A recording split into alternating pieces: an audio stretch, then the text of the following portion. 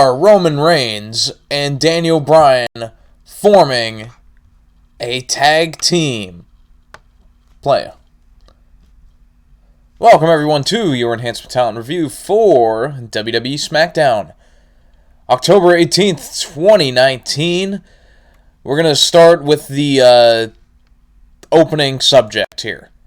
And that is if Daniel Bryan and Roman Reigns are indeed forming a tag team. To get to that, we'll go through everything that happened there.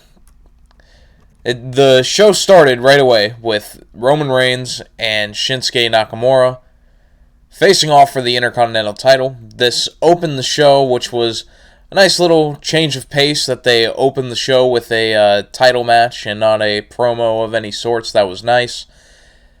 I always don't like that these matches just come out of nowhere and seem to be plucked out of thin air, and there are no number one contender matches or any subsequent reasoning for this match to take place.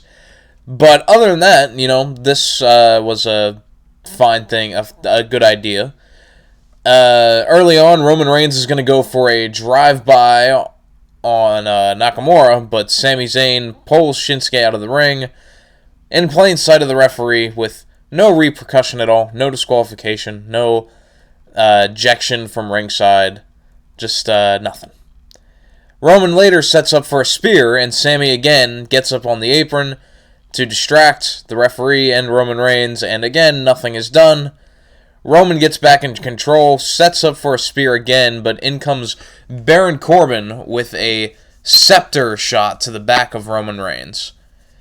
And the story being here with both Nakamura, Zayn, and Corbin, the correlation here is that all of them took to Twitter to express their displeasure with Roman Reigns being the number one pick to SmackDown and not them. So a bit of sour grapes on behalf of these three men. So the 3-on-1 beatdown commences, but then who should come out to make the save but Daniel Bryan?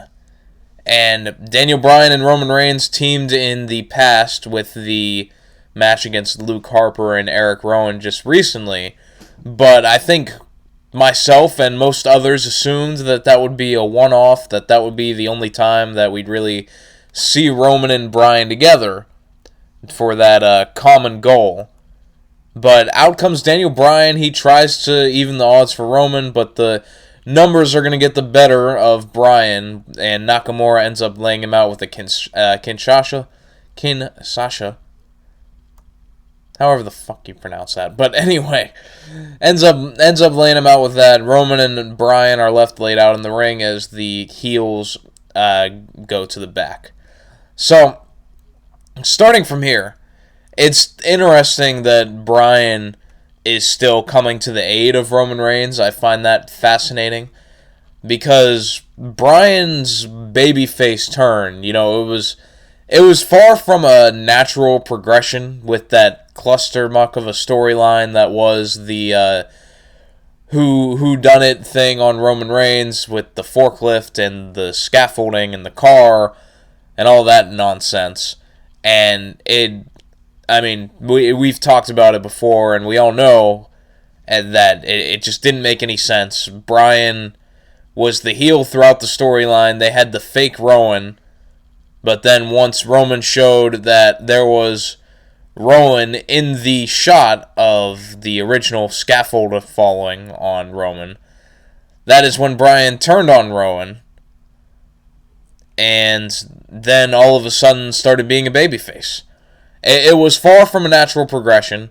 It was not a good story told, which is a shame because the story of Bryan going back from the environmental, the environmental heel isn't exactly the full deal of it, but the heel persona that Bryan had when he cheated to beat AJ Styles for the WWE title and did all of that. The progression that could have led him back to the good side, I think could have been an interesting story to tell, but they really screwed that up. But nonetheless, we're here now, and I'm not opposed to Bryan being a face again, because we had the Bryan heel run. I thought he was one of, if not the best heels in wrestling for a good few months period. But Bryan, as a babyface, is just natural, I think. I mean, you think back, with all of the best moments in Bryan's career, there really is him as a babyface.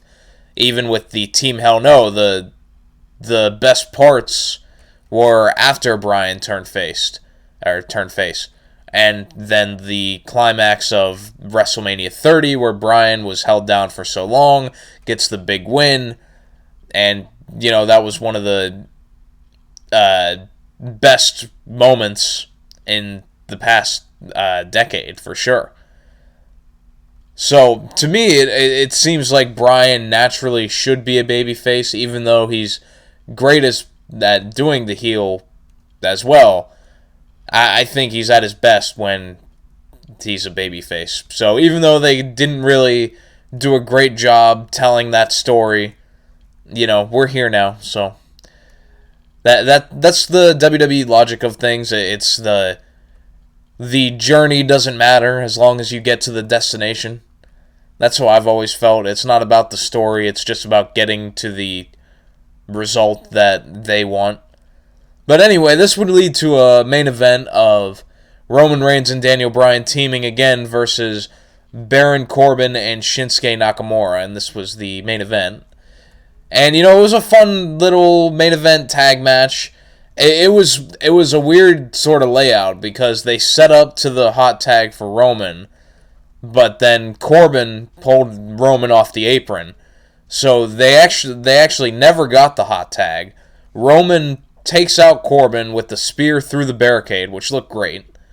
And then Bryan and Nakamura are just left to go one-on-one against each other. And Bryan, after evading a Kinshasa, is able to get the running knee strike and puts away Nakamura. And, it's funny because Shinsuke Nakamura has talked about this before, is that one of the reasons he went to WWE is because he always wanted to work with Daniel Bryan. And unfortunately, right after Shinsuke Nakamura signed, was when Daniel Bryan had to retire due to the concussions. So, to my knowledge, this is the first time that Nakamura and Bryan have worked together in this this tag match here. So, albeit it's not a singles match, and hopefully they will get one down the line that they can really do some cool stuff together. But for now, dream come true for those guys, right? So that's cool. The show ends with Roman and Bryan standing tall, and they even shake hands, as you see in the image above me. And so now we get to the real question. Is this the beginning of an actual tag team?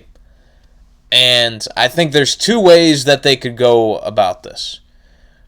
Number one, the obvious answer. They could form a tag team. They could be a part of the tag team division. They could compete for the tag team titles that the Revival hold right now. We could see Bryan and Roman versus the Revival for the titles. Or both men now have legitimate claims to having a match with Nakamura for the championship. Roman's claim being that he got screwed out of the title match that he already had with Corbin coming in for the interference. And now Daniel Bryan has the legitimate argument of pinning Nakamura in this match. So that could set up a triple threat match. It could set up a number one contender match between Bryan and Roman. Or it could be neither of those things. This could all be a background thing to lead to Bryan and Roman tag teaming. And it's hard to say, because the thing I find hard to believe is that Vince McMahon would want to put Roman Reigns in the tag team division, when it's been very clear throughout the years that one of the things that Vince doesn't really care about as much is the tag team division. It's always been sort of the redheaded stepchild of all the things that take place on WWE TV. And there's never really, like, any time that there's a big tag team, the thought immediately becomes, okay, well, who's the real star in that team, and when can we break them away and get them to the top? Like they did that with Enzo and Cass. They thought that Cass was gonna be a big star, that he could be a main event guy, and they split him up, and unfortunately Cass got injured shortly after that. So I guess we'll really never know how that Cass push could have went, but we did get a taste of it when he came back and did the stuff with Daniel Bryan, and it wasn't there. And that's that thing where Vince, he falls in love with the 7-foot guy, but when you have a bad match with Daniel Bryan, and really two not very good matches, that's telling to me. And really, it seems like Cass wasn't in a good place around those times, so we really don't know what his full potential could be. But nonetheless, that's way off topic. We're not talking about Cass. But my point to that sort of sidebar was that I can't see Roman Reigns, who was the number 1 draft pick to SmackDown, the poster child for WWE still to a large extent, him and Seth Rollins. I can't really see them putting him in the tag team division for any long period of time, because it still feels like to me that we're going to end up with the Roman Reigns versus Brock Lesnar rematch for the WWE title at some point down the line, maybe even at WrestleMania again. Who knows? I mean, that's what I feel like. But maybe, and this could feed into that, is that's a while away. I think they want to save Roman versus Brock for a WrestleMania or for somewhere down the line. They're going to want Brock to have more of a reign going into that. So maybe they team Bryan and Roman for now, and then they set up the title match later. I could see them doing that. Like I said, I could also see this leading to an Intercontinental title feud with Nakamura, Bryan, and Roman. So time will tell. I think it's definitely a possibility that we could see a short-term tag team title reign from Bryan and Roman. I don't think that'd be a bad idea. I'd be down for that. But, let me know what you guys think. Leave a comment or whatever, and just let me know what you would think of Roman Reigns and Daniel Bryan actually tagged in the tag team division and possibly taking on the Revival for the titles. Do you think that would be a good use for Roman Reigns right now? Do you think the Roman and Bryan duo will be able to work in that way? Just let me know what you guys think.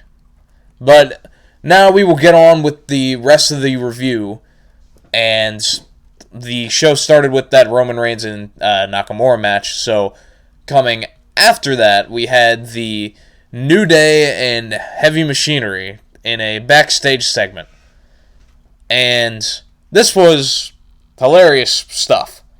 But it still bothers me that Kofi clearly does not care about getting his title back. He's not bothered at all that Brock Lesnar beat him in 9 seconds or 10 seconds or whatever it was.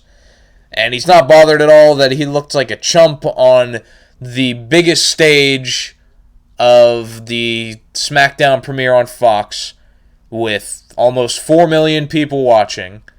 He was made to look like an absolute chump and doesn't seem to care.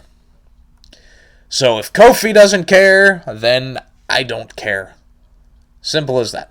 So, I said this beforehand that I thought when Kofi lost the title that he would never be back to that same stature.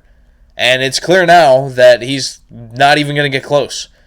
Because they gave him the title, they gave him his 6 months, then they said, alright, you had your time, now it's over, go back to your tag team stuff.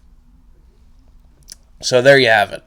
Anyway, as far as this segment goes, this was actually kind of funny because we had New Day and then Heavy Machinery come in, and they have a pancake mix, but because it's Heavy Machinery, they loaded it with protein powder.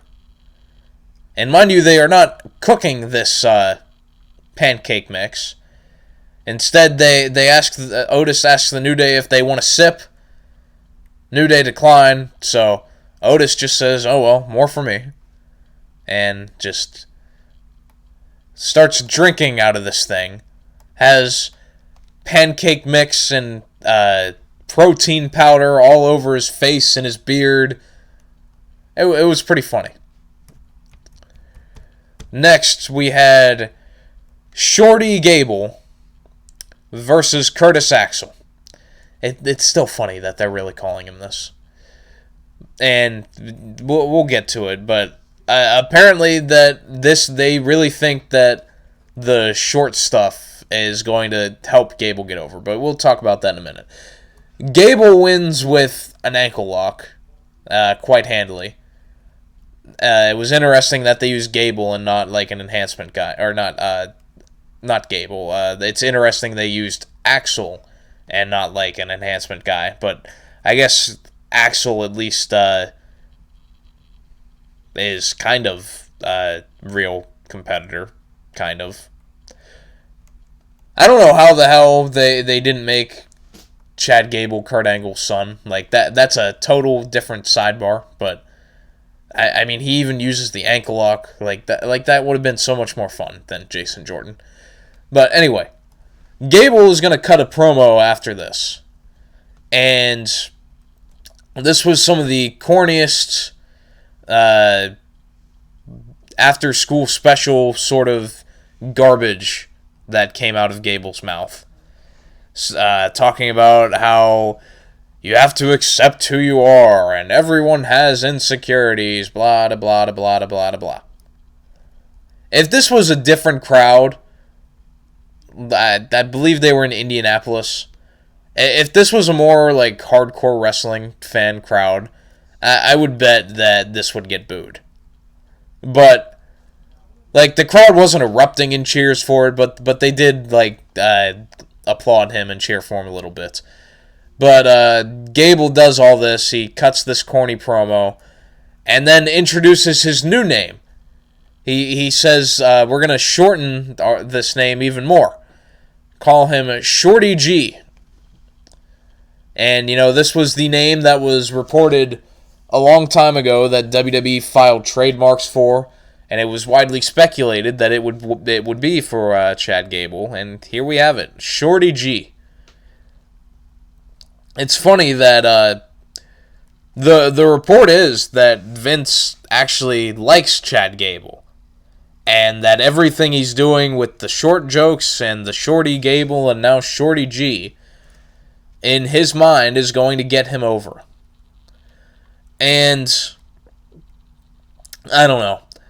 Maybe it'll work, maybe it won't, but I don't feel like it's the most effective way to do it. I think Gable has enough good attributes on his own right that we don't really need to overemphasize that he's not as tall as some of the other guys on the roster. And, he's 5'9", which isn't short by normal standards. Maybe by wrestling industry standards, it's short.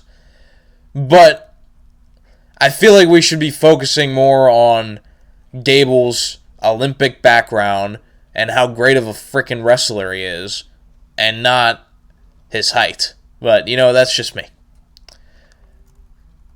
After this, we got New Day and Heavy Machinery versus the Revival and Rude and Ziggler. And this is sort of to build the biggest tag team turmoil match in WWE history, which will take place at Crown Jewel, to determine the best tag team in the world, quote unquote. I don't know how you determine the best tag team in the world in a tag team turmoil match. Like, to me, that just doesn't seem fair. Like, if you come in at number 1 and don't outlast the other 16 teams, then you're not the best tag. Like, that's a whole another sidebar. Like, it's wrestling. I get it. Anyway, crowd was super into Otis, which is awesome, because Otis is awesome. And especially when Otis got the hot tag, the crowd erupted more than I really anticipated that they would. The finish comes with Otis after that hot tag. He's going to hit a caterpillar on Rude, and Scott Dawson comes in with a crossbody. Otis catches him. Later puts him in a delayed suplex, tags in Big E, puts Scott Dawson onto Big E's shoulder. Big E tags Woods. They hit the midnight hour, and they get the win. This was really fun stuff. I was really happy with how receptive the crowd was to Otis, and they're really getting over. So, hopefully, they can do something to keep that rolling. They had one of these video packages for Ali, and not exactly the same as the video packages they did like a few months ago for Ali, but it was well produced and well done, and Ali did a good job with it. But I'm sure that these won't mean anything in a few months, because fool me once, shame on me, or I just screwed that all up. Fool me once, shame on you. Fool me twice, shame on me. I'm not falling for this again. You did those nice video packages with Ali a few months ago. You had me invested in them. And then what'd you do with them? You did fuck all with them. So, I'm not going to get invested in this. I'm not going to get invested in Ali, because I know they're not going to do anything with them. So, there you go. We had Miz TV with Bayley, and this is where things get interesting. Bayley has new music, which is a welcome change. It was kind of generic, but, it's a start. I'm sure they'll probably change it again at some point, but at least they know that they couldn't use that same theme song. And Bayley comes out with Sasha Banks. Miz asks Bayley for an explanation after they show the footage of what happened last week, and Bayley popping all of the Bayley buddies, all that. Bayley at first says that she doesn't owe Miz or anyone else an explanation, but Miz prods away at Bayley, even saying Bayley is the champion that can't talk. What are you, Brock Lesnar? And then he points at Sasha and says, "Are you Paul Heyman?" That was kind of funny, but Miz basically prods away at Bayley until Bayley does give an explanation.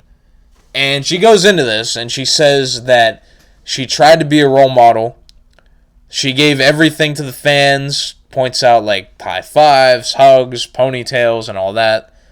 And all they did was take. Says when she won the women's title, she elevated the division when she won it the first time. And to that I kind of laugh and point to Ember Moon and ask how she was elevated. But nonetheless, Bayley goes on, when Charlotte beat her at Hell in a Cell, it hurt. She was in pain, in tears, and none of the fans that she had given to were there for her. There was no one to hug Bayley after this loss. Goes on to say, she used to think the women's division lacks opportunity, but now she thinks it lacks passion and desire. And the finishing line, which I found very interesting. Bayley finishes by saying, "You want some inspiration? Life sucks, and then you die." So right when I heard this, and she didn't say it like that, by the way, but right when I heard this, I could tell Vince McMahon wrote this promo. I would bet that Vince McMahon, word for word, wrote this promo by that ending alone. Because if you remember the original Vince McMahon, life sucks and then you die promo, it wasn't exactly like this. In fact, it wasn't at all like this. Really just the closing line. But if he didn't write this promo, he came up with that closing line. At the very least. But, if you remember that promo in, the 90s, maybe, I don't think it was 2000 yet, but the late 90s, they had that whole thing. It was one of my favorite promos, really, of all time, because it had Vince. He's going through all these situations of where, good people get screwed over, some of the examples were driving around in the parking lot, you're waiting for the spot to open, and then finally it does, and then someone else, like Vince himself, runs in, cuts you off, and takes the parking spot, and then you're just left saying, that's not fair. And, Vince just goes on and on with, these sort of real-life comparisons, and then has the closing line, where he says, life sucks, and then you die. One of the all-time great promos, if you ask me. I would put it in my top 10. So the problem, though, and we'll get to this, the problem with Vince possibly writing this promo is that Vince would be writing this for himself and not for Bayley. And that's really the overwhelming problem with, WWE promos in general, is that they're too scripted, no one feels genuine. Bayley didn't feel like... I don't want to say this was a bad promo, because it wasn't. Bayley did well with what she had, with what the line she had. She delivered them well, but it didn't feel authentic. It didn't really hit me like a real... When you do, the heel turn, and then you get to the big promo where you reveal your intentions and why you did this and why you did that, I feel like that is something that should really hit home at some point. And, this was fine, but it never really got to that level for me. And I think that just comes down to someone else putting words in Bayley's mouth instead of letting her just do what she feels will work, what she feels she can convey in the most genuine way. And so I think that hurts it. This obviously wasn't as good as the Vince McMahon original Life Sucks and Then You Die. No kidding, right? Anyway, after this, Nikki Cross comes out. She cuts a promo on Bayley, saying the time for talk is done, time for action is now, blah, blah, blah.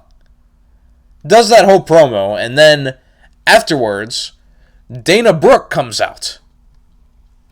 And she has a promo, because they're about to have this six-pack challenge. Or six-pack challenge.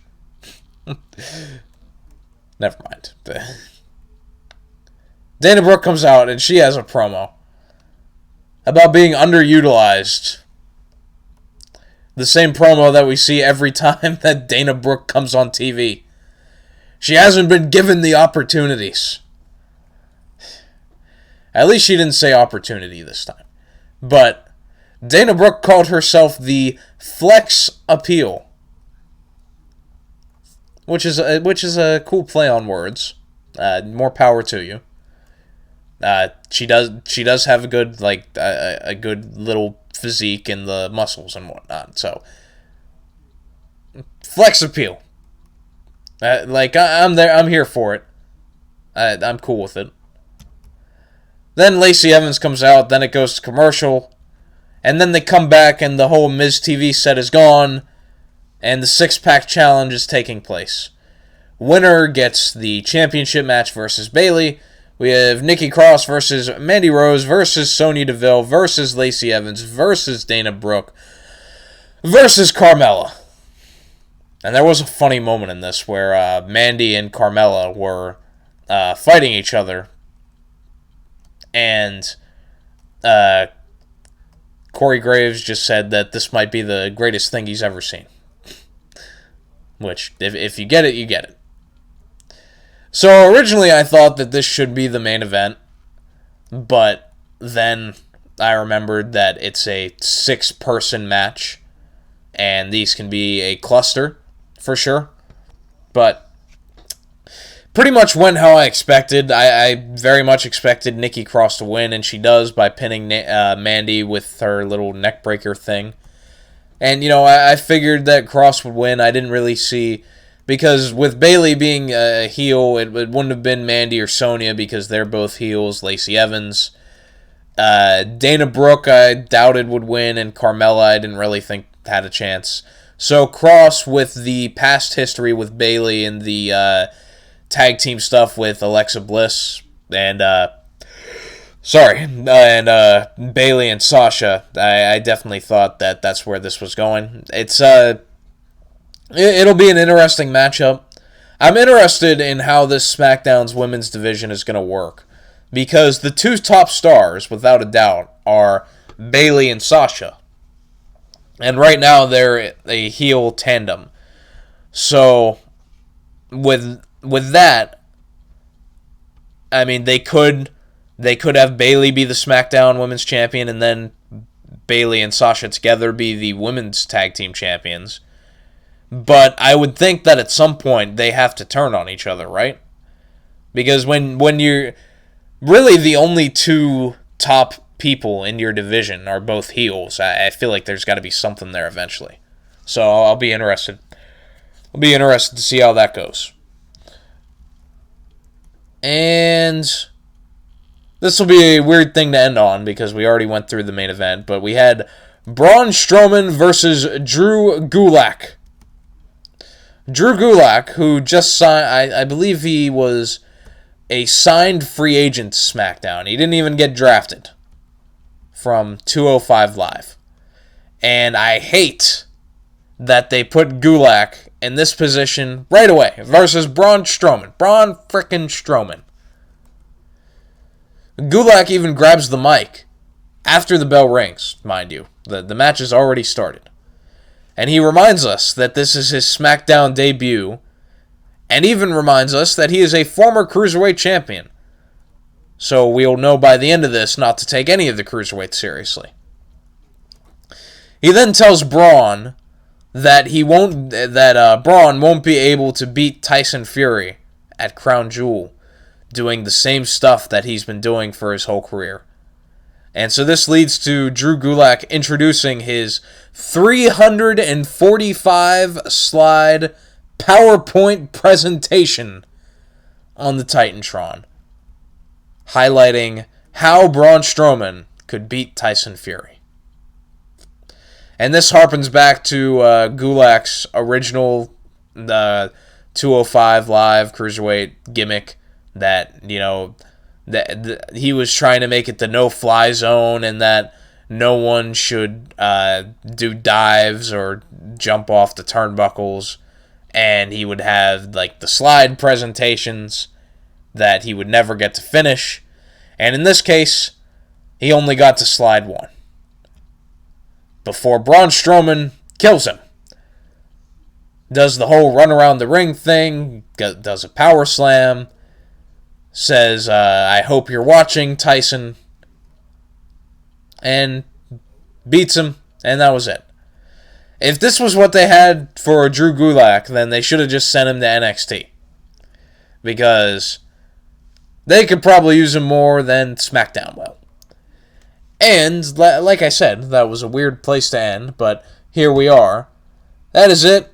SmackDown, I actually enjoyed this show. I enjoyed the ongoing thread from the beginning to the end of Roman Reigns and Daniel Bryan and Nakamura and Baron Corbin. I thought that was good stuff. There was some good stuff in the middle. I thought that 8-man tag was really fun. The Bayley promo, even though I didn't love it as much as I thought I could, I thought it was pretty solid. And, everything else, it was there. The Gable stuff I'm still gonna wait on. And the six-pack challenge wasn't really that great a match because it's a six-pack challenge. But, overall, this was a pretty solid episode of SmackDown, I thought. We'll see how it does in the ratings because this will be the third week of SmackDown on Fox. And, people were losing their minds because on the debut, which, had all of the legends announced, like Hulk Hogan, Ric Flair, Stone Cold, and most importantly, The Rock. And even though The Rock was the only one that actually was there, you knew that show was going to do a big rating. And so I think it did, and I don't have the numbers in front of me, but it did like a 3.8, I think. And then the next week was the first draft episode. And that one did like a 2.8. And people were freaking out, like, SmackDown has lost 1 million viewers in 1 week. Well, yeah, I mean, that's one way of looking at it. But if you look at it, like, realistically, there was no way that SmackDown was going to do 3.8 viewers every week. When you have The Rock announced, when you have all of the hype and the promos that Fox did for this debut episode, there's going to be a big number. So you expect there to be a come down. But what we should be doing is instead comparing it to what SmackDown was doing on Tuesdays on USA prior to this move. And at this point, before they moved to Fox, they were hovering around 2 million, maybe do above, maybe do a little less, but it was around 2 million. So to go from that to 2.8 should really be considered a success. And I think anywhere they hover around 3 million for Fox is great for them. For me, I think. I mean, I'm not a Fox executive. I don't claim to be. I don't know exactly what they expect, but I can't really imagine that they'd be too disappointed with a 2.8 personally. But, we'll see what that does tomorrow. But, who really cares? That doesn't really affect my opinions on the show. Like, it reminds me of when I did that AEW video where they had their debut episode. And, that I was truthful with it. I said that I didn't think it lived up to the hype. And, it was really just because of a lot of small things that added up, like the Nyla Rose and Riho match where they killed Nyla Rose and made her look like an idiot, the negligence of the rules in several matches, which still seems to be a problem for them. And, I just said that I didn't think it quite lived up to the hype. And, then there's people in the comments saying, like, oh, well, it did a 1.5 and beat NXT by this many people. But my point is that I'm not reviewing shows based on their rating. I'm reviewing them based on what I see. So, whatever SmackDown... This is a really rambly ending. But whatever SmackDown does, whatever Raw does, obviously, I hope everything does well. Because the more interest there is, then the more interest there is for, stuff like what I do here, stuff like what a lot of people do. It just makes for a better overall community. So, that's my ending. So, thank you all for watching up to this point. And we will be back Monday for Raw, I guess. Until then, take care, everyone.